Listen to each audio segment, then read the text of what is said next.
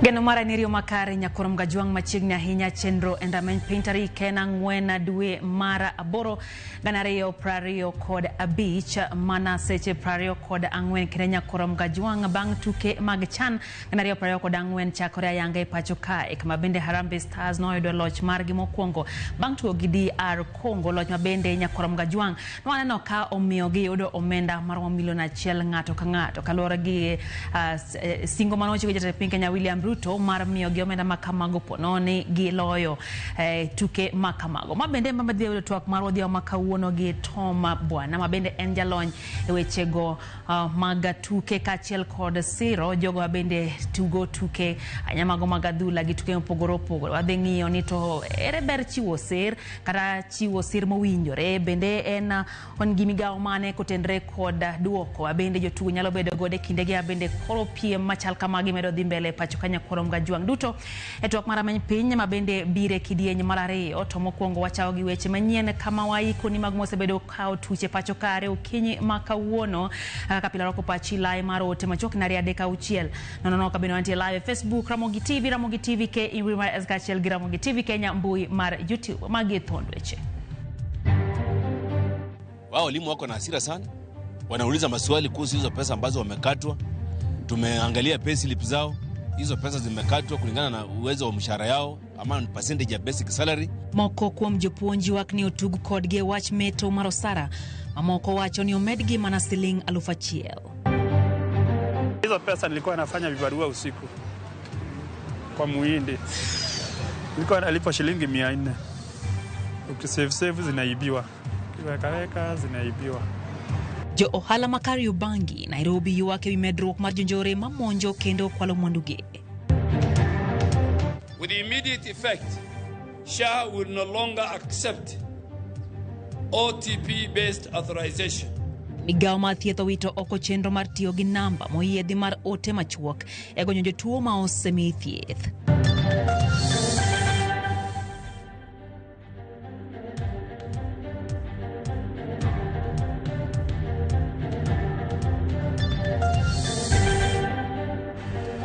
Machiegni nyakorom gajuang chenro endameny piny wantiere gi Liz Otieno ma en jaloko marwa nyinga Lydia Okeyo.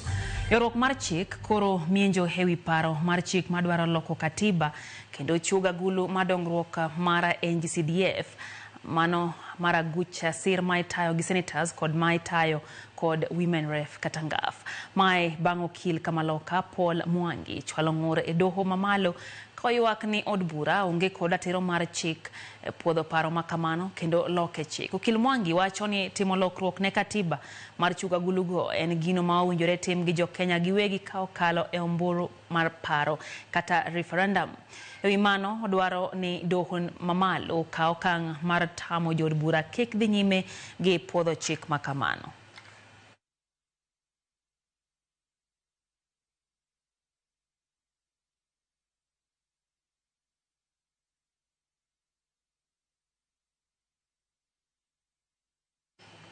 Kamachela ni migao mar thieth owito oko chenro mar gonyo jotuo thuolo ka itiyo gi ote machuok ma otisini OTM e kumba mar thieth mar SHA. Ma oyangi kod jatend migao mar thieth Aden Duale ma olose kar thieth maduong' mar timo nonro ma Kenyatta University Teaching and Referral kama osidhe chenro mar lony manyasani ma ibiro tigo de chenro kata tawo chenro makamano. Jafo mar Judith Omondi ntiere kod ler. The biometrics you will not require County ma Kiambu donje listi mag counties migao mar thieth kaachiel gi telo mar okumba mar thieth mar SHA ochako timie ndikruok manyasani ne jotuo mano biometric health identification. Jatend migao mar thieth Aden Duale mane olimo kar thieth maduong' mar timo nonro kod thieth KUTRH oyango ni chakre kawuono ok bigony jotuo ka itiyo kod namba machuok ma ioro e simu mano OTP.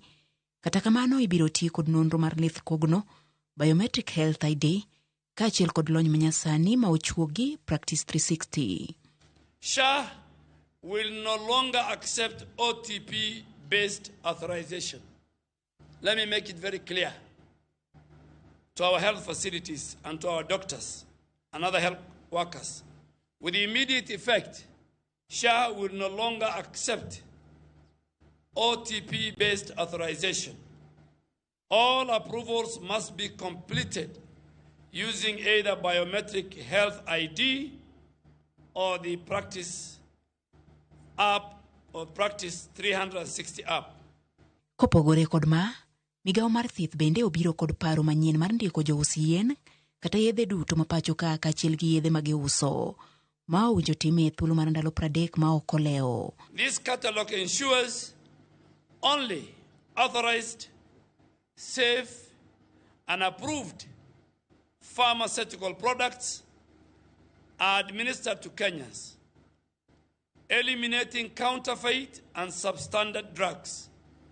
All pharmaceutical companies must upload certified products data within 30 days.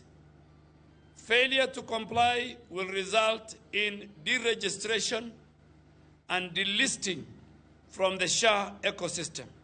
Jochiw thieth bende lony ni biro menyo kaka gitiyo kod teko margi ne puodho thieth ne jotuo.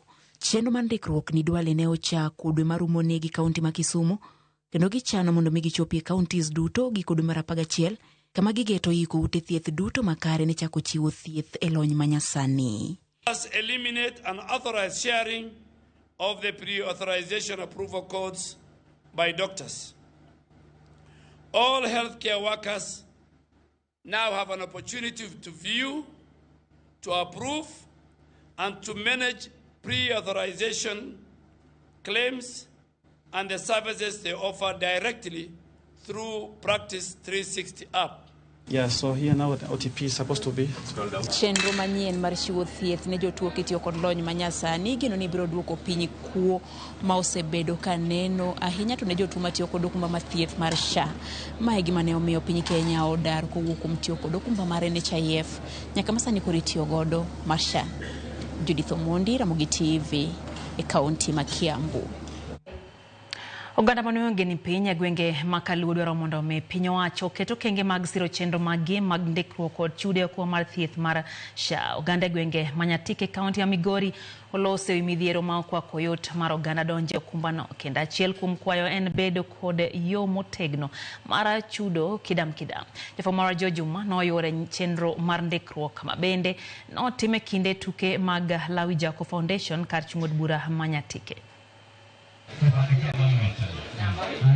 Chenro no mandiko gande okumbano mar thieth maonge kaka Social Health Authority kata SHA dhi nyime kaunti ma Migori e kinde ma lipot yango ni mana maromo oganda 40 kende kaunti ma Migori ema osendikore e okumbani mar thieth. Kweth mawuok e migao mar thieth ne odhi nyime kod ndiko ji e okumbani mar thieth e kinde piche dhuol mane obagi e subkon Manyatike kod mong'ere kaka Lawi Jaco Foundation.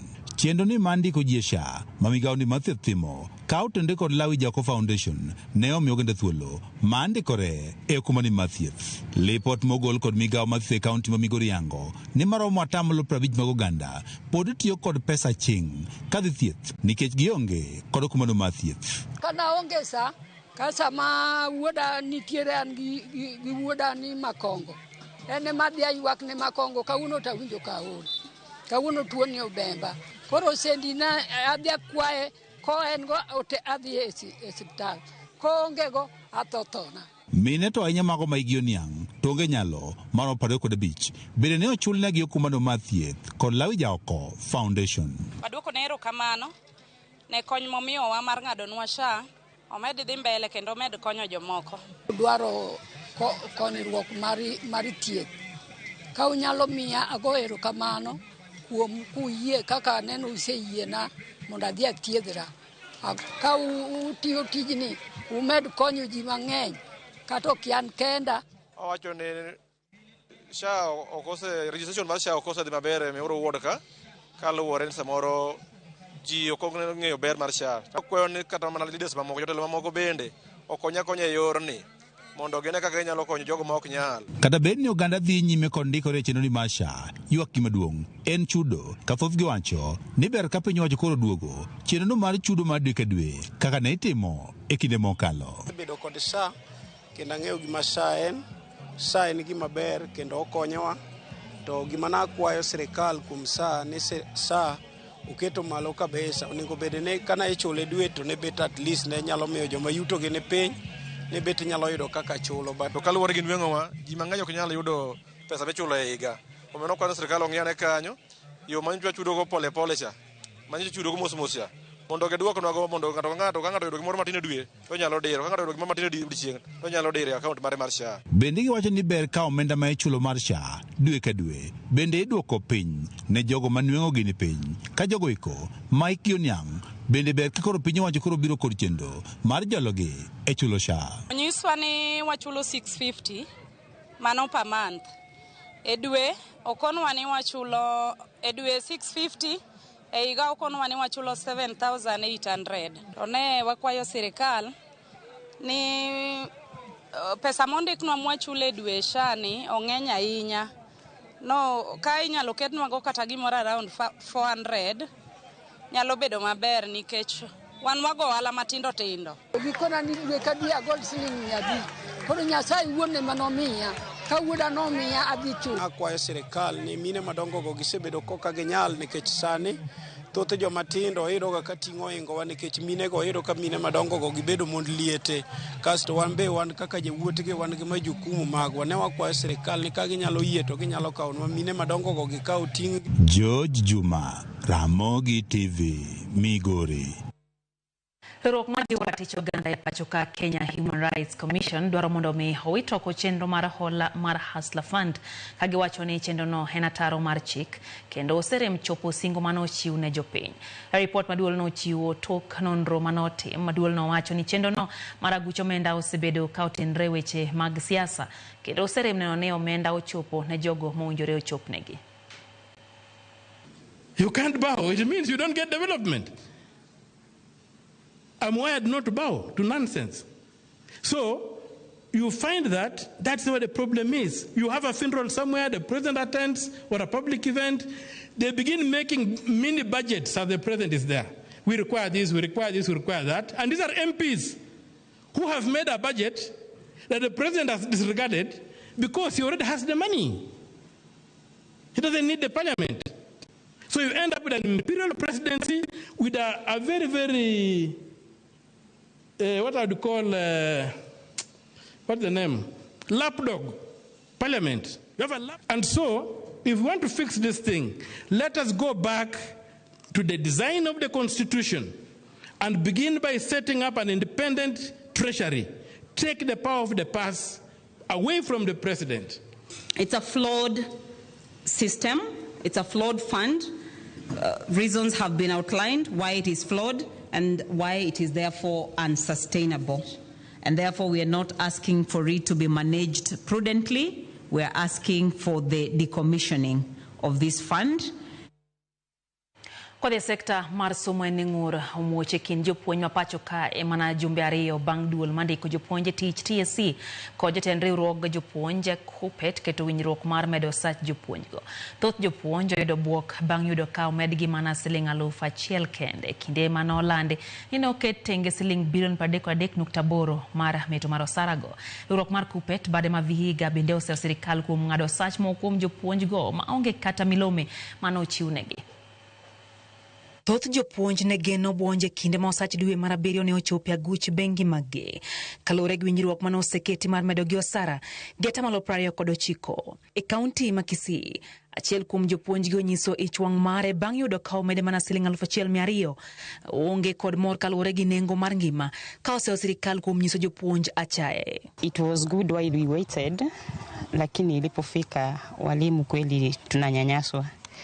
Magazeti yanasema kwamba teachers smile all the way to the banks, but I want to change that to be teachers cry all the way to the banks, because what we expected is not what we got. Usione kwamba tuliongezwa mshahara.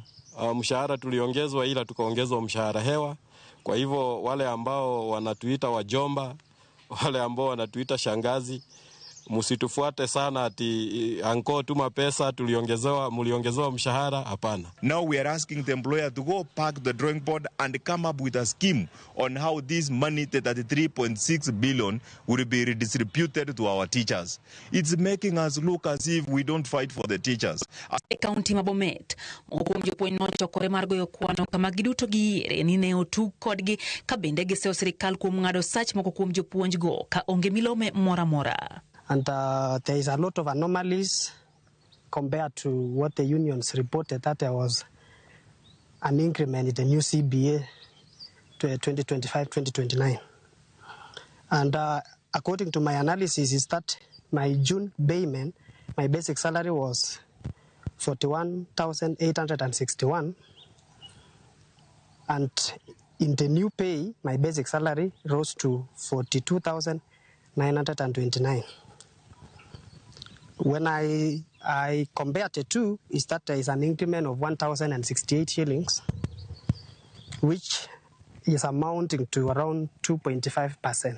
Nguruma kama benene unene counties Manyeri kodi Kakamega.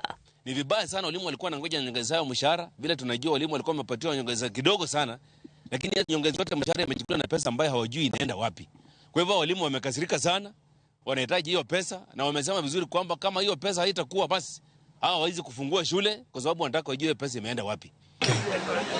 County Masiaya, Jagoro Marnat Collins Oyu okojo puonj mondo mi osir winjruok mano oketino mar higni 5 kokwayogi mondo mi giduok erokamano kuom okenge ma osego ka ojiwogi ni ber biro bang'e. Ang'eyo ni jowa moko nyoyudo gima tin machalo lao. Tadwa wachonu ni CBA is a legal document. En legal document ma components mantie iye te nyaka ng'i kata ka kote mitere titere. Wan gi kamiluongo ni the review component of the CBA. Kanyo nyaka wadhi wachuoye kokwa niwach momed matin mana kaka dongo nopuonjowa. Komedi kaw gi lweti korachich, chik lweti koracham ni dog imeda kendo. Jatend piny Kenya William Ruto koro wacho ni en owuon ema osenyiso kit chia motegno mar telo kapimo gi jotend Kenya moko ma osetelo. Ruto ma oloso kano oromo gi jotelo mawuok Tharaka Nithi wacho ni okenge mag dongruok ma osegoyo kod kit telo ma osenyiso en ranyisi ni en jatelo mantiere kod oteku kirango kod jotelo moko e historia mar piny Kenya. Osingo chopo kar singo mane omiyo oganda jo Kenya motelo ne yiero 2027. Nimekuwa mjumbe miaka 15. Nimekuwa naibu wa rais miaka 10. Sio experience inatosha? Mimi sio mzee sana. Si mimi ni kijana, mimi naelewa kufanya maneno. Mimi nimesoma ya kutosha. Hatujawahi kuwa na daktari ambaye ni rais wa nchi. Mimi si ndio? Mimi ni mtu naelewa. Mimi nimezaliwa huko mashinani, sasa shida ya Kenya mimi naelewa. I have the courage of Jomo. I have the understanding of Moi. I have the education of Kibaki, and I have the plan we shared with Uhuru Kenyatta. I have no excuse than to do everything that needs to be done in this nation. There has never been an opportunity for a person with the experience I have, with the education I have, with the knowledge I have in Kenya. Karamgajo ng'adake na paga bicha bang asachiel na midhiambo chendo enrameny pinyero kamano kuma kete Ramogi TV aneno Lucky Dube entiere kache YouTube wacho kanyo ni wadhiura dhiya wabiro mana loyo lweny eno bende Douglas Francis wacho kanyo ni SHA ochulo sling 650 to kata kamano ok oti ngang kendo koro ok ging'eyo ni to bedo nade zigo bende koro ganda dwaro mondo mi oyud thieth e yo mowinjore. Jack Jawarianda wacho ni entiere Sakwa Warianda Beach oneno weche gi makare. Sharon Daisy wacho ni entiere Choka Republic wacho ni pamoja hadi mwisho. Ano bende Markwood Nyaseme wacho ni entiere Uyoma. Monica Kumu mora ahinya gi weche manyien gi nyamen gi Milka kaeto wacho no mora ahinya gi Ramogi TV kumono ni weche gi chopa yo makare kata kamano dwa penjo ni to SHA pok nolosi uoro Kenya kae kaka weche URA entiere kodwa kae. Job Jagongo wacho ni entiere Eldoret meano kanyo ote mo orka gi Barak Ndama Woodworth Onger gin kanyo gi Anamadi pe wacho ni rokamano entiere kod penjo kanyo. Mark Wuode Nyaseme ane ni kacha in bende kachiel gi Barak Ndama Wood Kadema ento wacho ni Harambee Stars nyaka koro lokie kaka ne gitugo kata kamano koponi ok gilogo kitugo mane gibedo godo nyoro to ginyalo neno matek e tugo mabiro koro gi gweny tiendgi matin nikech chal ka gima jok magidhi piem go nosesomogi. Wae matinya koro mga jwang chenro na manyo piny machwal no ote magi wadugo daka machokende kikidhi mabor.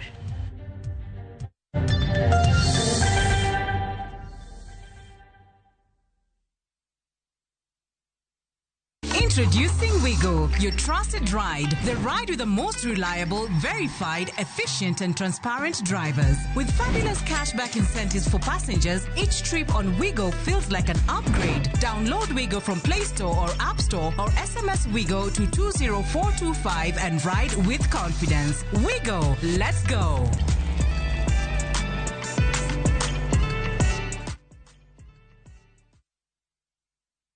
All right, listen up.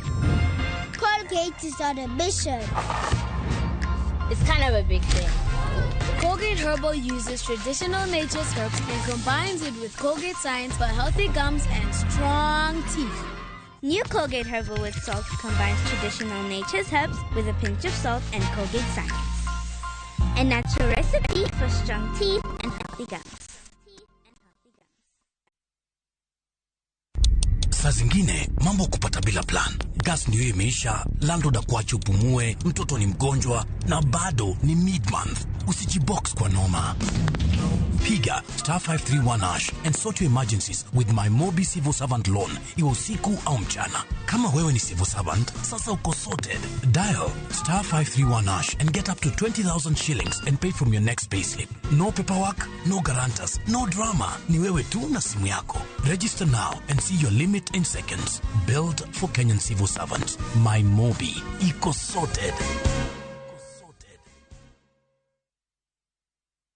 Apostle Julius Subi of Exploits Worship Center invites to the 21st edition of the Heavens Fire Prayer Summit 2025, beginning on the 6th to the 10th of August, themed Transformational Revival. It is an annual convergence of God's army and will take place at Uhuru Park, Nairobi, Kenya from 9 a.m. to 6 p.m. daily. The guest ministers, Pastor Robert Kayanja, Archbishop Harrison Nganga, Prophet Cindy Jacobs, Dr. Francis Miles, Lady Bishop Kathy Kiona, and Reverend Jenny Mock, worship ministers Chris Shalom and Kestin Bogo, Kenya. For more information, call the number 0723-689-745. This is an appointed time for God's visitation. Don't miss out.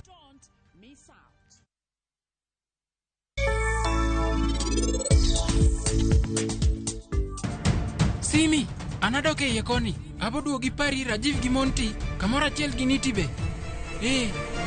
Unto woke up your pio.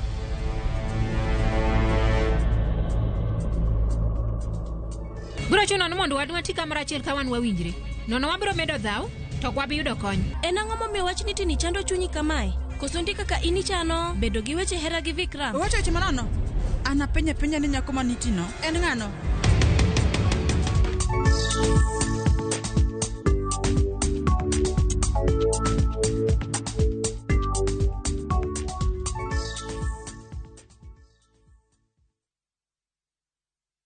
Nisayudo nyundo nikelo nyako chia cholokore nyajelunga nisandi nango nyako chia migiere kendo jalusigo kachandi gimon nyako chia utemo kadhano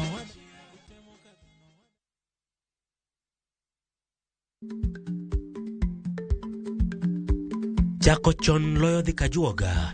Ma tiende ni bedo gi ikruok momondo geng'o masiche kod midhiro mang'eny mabiro e ngima dhano.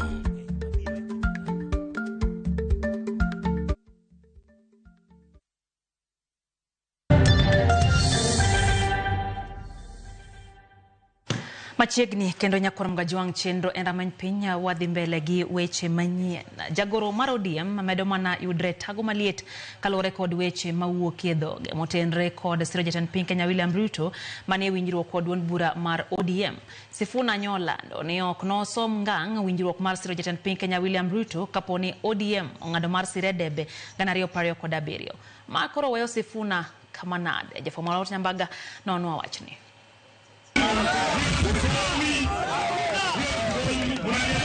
Mano e chung mar jagoro mar ODM Edwin Sifuna odiochieng' manyoro ka en e romo moro Imbo mar Kenya manalalo machuok bang' bedo kod romo mar jokanyo mar kuku mar duond bura mar ODM. Bura mane ong'ado ni gisiro jatend piny William Ruto kod sirikande gi muchgi to kod teko gi duto.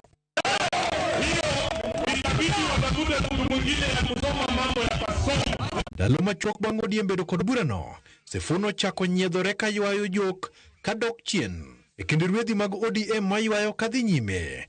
Sifuna okoni en ok oikore mar biro somo winjruok mar ODM koponi otimore mar siro William Ruto 2027 kendo kone ja od bura ma Nyando Jared Okello mondo ikre mar somo winjruok makamano. Nimesikia wakisema rafiki yangu Jared Okello hapo tayari kusoma hiyo mambo, ati yako na kizungu mingi kusita Sifuna, ati anaongea ile ya mapua, alisoma Uingereza. Ndugu yangu Jared Okello, kuwa tayari wakati wowote. Kama unataka kufanya kazi Sifuna anafanya, uko ukae tayari. Siku ile watasema Twak mar Ramogi TV kod jaod bura ma Nyando Jared Okello onyero weche Sifuna go koko ni en pok odwaro lemo mar Sifuna kata odoko ne obedo kode komiti mar kuku machuto rieko ne chama mar ODM. Esechegi an jagoro mar Public Policy gi Economic Affairs mar chama wa mar ODM manie National Executive Committee ma e organ maduong'ie moloyo mang'ado ne party rieko gi kaka wuotho e yore mag riembo chama. Chutho onge kama sewuok ayanga kalando nadwa bedo Secretary General mar chama wa mar ODM. Tate winjo kachiel kuom jobura moko ok achiel ji mang'eny mosewuok oko kawacho ni ka koro nitiere pek ne jalo man kofisno sani kuom tayo weche mag jagoro mongirore e chama ni Honorable Jared Okello ma MP ma Nyando ni koro ber gi komno moloyo. Ramogi TV kaloso kod jokanyo mag duond bura mar ODM man kod lemo mopogore opogore e kaka jatatije maduong' mar ODM Oduro Ng'wen e kinde mamoko e wi ka oponi weche Sifuna go nyalo miyo puk moke kaka jagoro maduong' mar ODM giyango ni paro mar thicho Sifuna oko gisani onge kendo koponi mano betie to laini tiere mong'ith mibiro lo. To kae ne mobiro neno no ool gi wuodhwa mar chamani kaluwore gi ideals magwa kaka party including wacho ni koro wadwa support William Ruto kochakore sani nyaka 2027. Koro en ema koneno ni mago gik moko align gi ideals gi paroge en ema kiny wuogi owewa to ok wabi donje trap ni wakawo Sifuna wariembo nikech nyogolo paro mopogore kod. Ing'eyo kinde moko samoro ka dhako dwa dhi to dhako jagere kata kombe molware lweti to koni mane manyori to makosa inano mondo dhi thurgi. Ok wabi yiene Edwin Sifuna thuolo machalo kamano ni mondo mi wakaw excuse ni nyo wacho paro mopogore gi party mondo mi koro wariembe e chama. Jokanyo mag ODM osebedo ka penjore kama Edwin Sifuna ochung'e kaluwore kod weche mogolo e dhoge. Ka penjo maduong' en ni to chama mar ODM biro siemo ne dhot koso oganda man kod paro mogwenyore kod kaka ODM tayo gige. Na leo hii hata wewe ukitoka ODM itaendelea. ODM itaendelea ama itaanguka? Wakati mnakubali broad-based government, Sifuna akasema yeye hata ana haja na maendeleo, ana haja Western Kenya wakipata chochote. Mutanyambaga, Ramogi TV.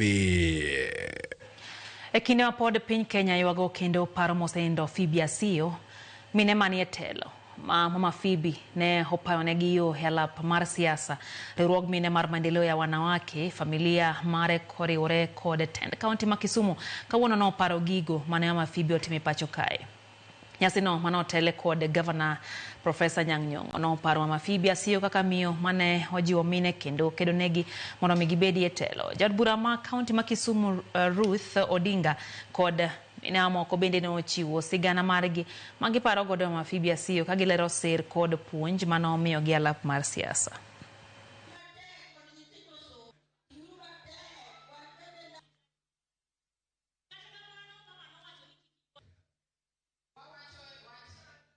Mama understood me, we will grieve, but we cannot live in grief. Kendo no gombo ni wayud tuolo to celebrate her. All of us mantieka, every woman in Nyanza, we know how difficult it was. Me, you want to run for a political seat. But she opened that door and made it very easy for women. Every time no wachonango, we are celebrating Katiba. Manomi wako marmine. we're closing a door that we were not ready to close. Wachung Kai, how I celebrate this amazing woman. Manoya onejik mangen the doors. Ana won. Kabang magote. Awachurika wako jokodinga. Family watenya uchakregeza buruto bedraila an akinya cheng. Beri mege wate. Pibia sio ni mancha kwa dia ile kaka mama. Tommy our advice. You watch Vandala Maduo. And she will really advise us. Pushing for women's advancement to the ODM party. That was led by Phoebe Asio. Phoebe was a woman leader.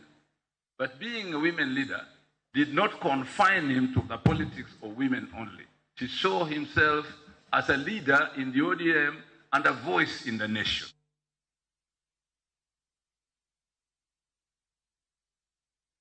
Limbe mara mpesa sokoni ochopo hibwa mwa Nairobi bang wuokaluo kama kambi Safaricom dhiale higni apagaboro nyakane chake mpesa.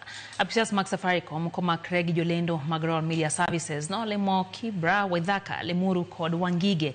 Oganda maoda kelorano ne obedo kodi logimor kadhialo mpesa nyakane chake Ganario Gabirio.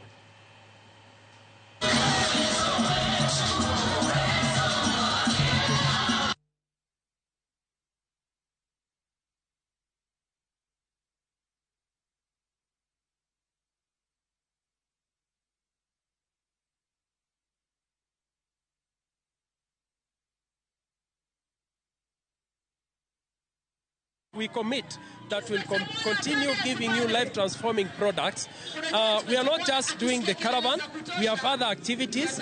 Like tomorrow, we'll be meeting with business people, what we are calling Sapphire at Strathmore, where we will be educating small and medium business people on digital and financial literacy. Katika kusherehekea miaka 18, M-Pesa inaleta zawadi kochokocho. Pia ni nafuu kwa wafanyabiashara, manake wanapata kufunzwa, wanapata kuelimishwa. Kuna mikopo mbalimbali ambayo huwa inatoka kwa wale ambao wanatumia huduma za M-Pesa, na kwa hiyo inakuwa pia ni afueni kwa wafanyabiashara wengi.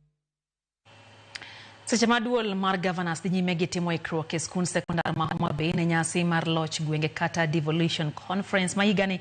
Jogo mantiere sekta mar magawa gi jo hale county ma Homa Bay bende dinyi megiloso chenro mar rwako welo mabiro yuore kinde romo makamano. Yangore ni nyaka sani chiegni magawa madongo mayude boma ma Homa Bay kod alwora mare welo osemako kendo koro gikore mana mar rwako welo chakre giko odira mabiro. Weg magago wacho ni thoth welo ne ochako kao kuonde mag nindo dwe mokalo kendo thoth magawa kata mantiere e oko mar Homa Bay town bende nyaka sani opong' karito mana welo.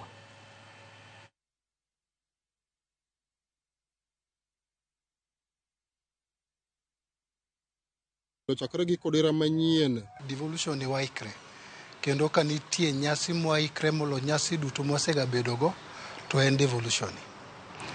Momiyo waikre ni nyasi ni nitie reasons mang'eny to waikre ni nikech wadwaro mondo welo mobiro this time in Homa Bay onwang' gima opogre gi these other counties. Golden Race osekaw te magin gi Sepong, kaw gi COG and visitors from the state. Twin Towers oseyudo bookings kendo embed osepong' to kendo Tausi oseyudo bookings but pok nopong' but ochiegni pong'. Aneno kwadhi maber kendo gimoro amora ni in place. Warito gi maber, gimoro amora dhi bedo sawa. Johala ma Kariobangi ywak ni nitiere medruok mar rawere matimbe gi jendeke mamonjo mwandugi kendo kwalo weg ohala kakelo lal mararia. Giwacho ni gin kod luoro ni ponono ni okenge mowinjore kokete tim kinde mowinjore to dipo ka chal mararita e Kariobangi obedo monjaore kinde campaign kod yiero mag 2027 machakore higa manyien. Asa hizo pesa nilikuwa nafanya vibarua usiku kwa Muhindi. Nilikuwa nalipa shilingi 400. Na 400 ndio nyumba, ndio chakula, ndio savings. Kwa nimejinyima. Tulikuwa tunaishi vijana watatu. Ungekuwa kama unaweza weka biashara yako na ujue hakuna hatari yoyote, iwezi kuwa ngumu. Lakini unaweka ukisave zinaibiwa. Ukiweka zinaibiwa.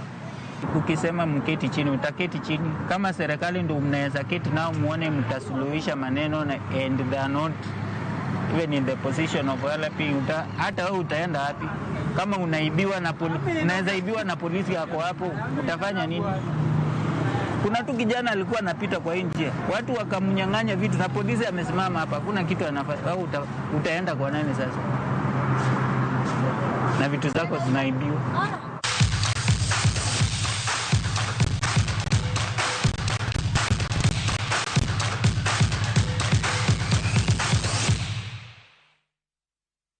Jolot nyadiriye tuke mag CHAN ma Morocco nochako tuke mag CHAN higa 2024 gi loch tok lo tim mar Angola gonde ariyo kuom nono e alap ma Nyayo National Stadium otieno manyoro. Loch chwalo Morocco nyaka thuolo mokwongo e Group A ka Kenya nitiere thuolo mar ariyo e group no.